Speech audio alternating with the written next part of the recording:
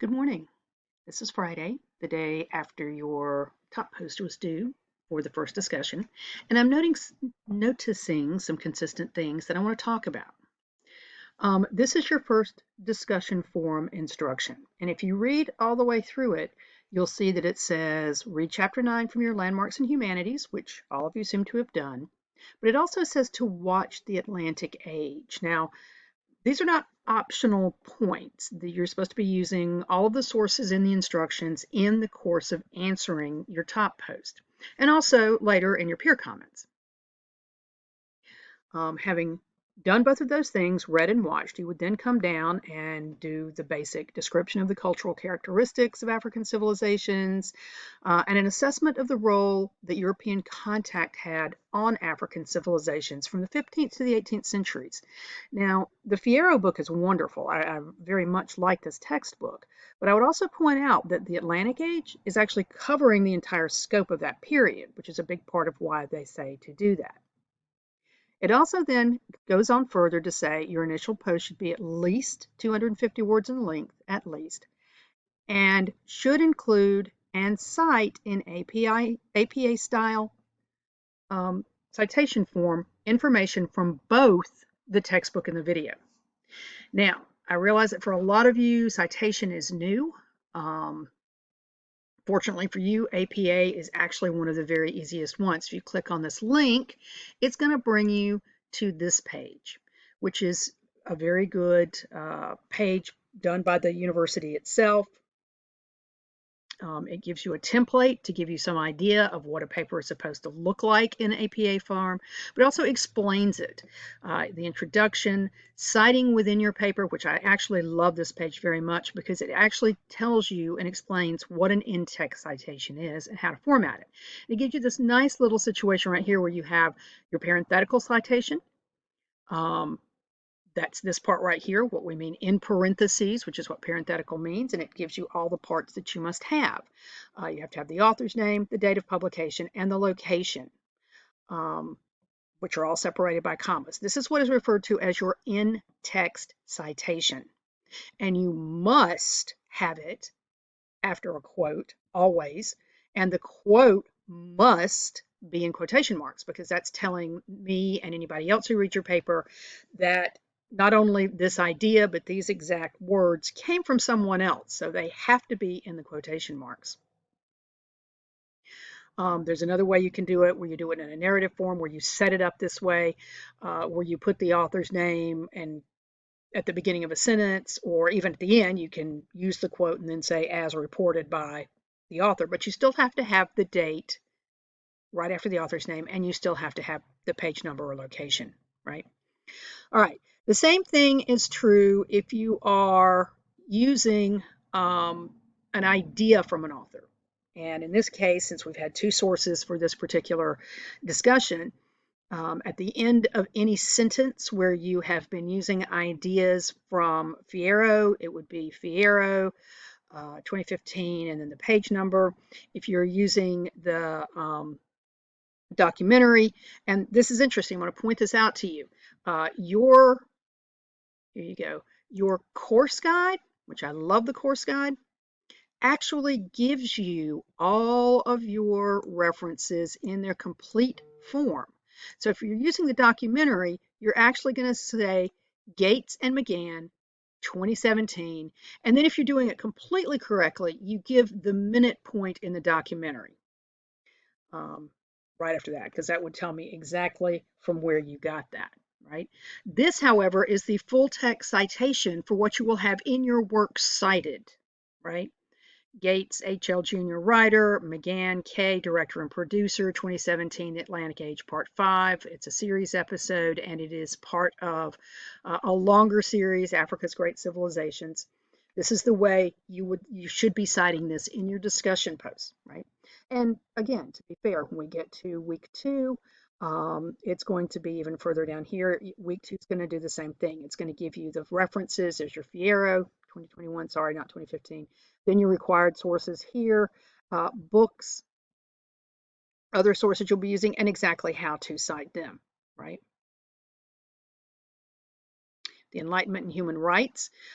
This is the page you'll be using in week 2 that complements the reading from the Fierro that is required. All right, so again, look at the APA formatting. You'll need to do this for every one of your discussions, all of your papers.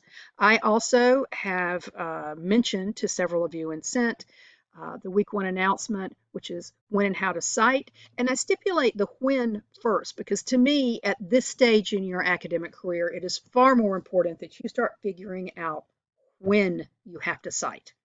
If the format's off, as long as you've got something at the end of it, I am willing to forgive you for it, but you must have the citation when it is necessary. And given that for almost all of these instances, pretty much everything you're going to put into your discussions are going to be things from the book or from whatever other source there is, you're going to have to cite a lot at the end of, again, in theory, at the end of every sentence where you use something from one of these sources, you must have a citation, right? All right, so if you look through this, I've kind of explained, of course, always with a quote, you must have the quotation marks and the citation at the end. And if you're looking through this, I've been trying to explain what these are. Anytime you paraphrase, if you're taking information and you're using it, putting it in your own words or summarizing something, you still have to cite because those weren't your ideas. They were either from the textbook or from the documentary. The third time, and I'm pointing this out because, again, a lot of you are going to say, well, it's in the textbook, we should all know it. No, that's not the way it works. You're supposed to be writing for your audience. And even though in this case, your audience is all your peers, not all of you are going to catch and learn the same things and the same information, even from the same sources. So the third time that you have to cite is when something is not common knowledge. And pretty much most of the stuff that you're going to be reading and doing in this course is not common knowledge. It's not something that your average student on the street is going to know. So you do have to cite at those points in time as well. I give you a section on broadly speaking things. Anytime you use a date, you're going to have to cite it. Anytime you use a historical or a scientific fact that's not common knowledge, you have to cite it, etc. All right, so the how to cite, though, again, is pretty easy. As I just mentioned, author, date, location, right? Author, date, location. For the books, very simple. Author, date, page number. Very, very simple. For the documentaries, in theory, you should be putting the credited directors, producers, in this case, Gates also is the main writer for it, the date, and then the minute number or a point in the video where you either copied the quote or where you read it. And again, one of the things I do like about most of the videos that we'll be using in this course and pretty much anywhere in the school is that they do have the transcriptions as well. So you can actually go to the transcription and copy and paste the quote. Again, you have to have it in quotation marks and with the side after it. But you can also, once you click on that, it'll tell you where it is in the video. So you can just put that at the end. All right, if you have any questions about citation or about what's being required, again, in these discussions, I'll bring you, this is discussion 2. Well, sorry, it's supposed to be discussion 2. Here we go. Nope, that's not it either. Here we go. Discussion forum 2. You're going to be reading chapter 11, the Enlightenment, about the Enlightenment. Really, really good chapter. And then this webpage essay, The Enlightenment and Human Rights. And as I pointed out, well, when you click on that link, it's going to bring you to this. This is what it looks like eventually when it loads. There you go, The Enlightenment and Human Rights. And then when you cite it, again, you can go over here. This is the full citation for it. When you're doing the parenthetical insertion, it's going to be Roy Wiesenberg Center. You don't have to write out the whole thing. ND, because there's not a specific date on it. And then again, since it is a web page, if you're looking for a specific point, you can put paragraph 2, paragraph 3, wherever you want. I would point out it's also got some of these really cool primary source options in here as well.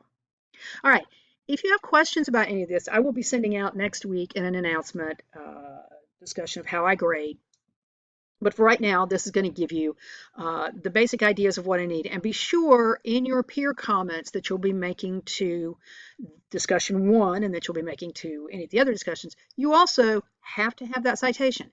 So the citation's a permanent fixture. Live it, love it, learn it. It's easy. It's not nearly as hard as Chicago Manual of Style citation. You're not having to worry about footnotes.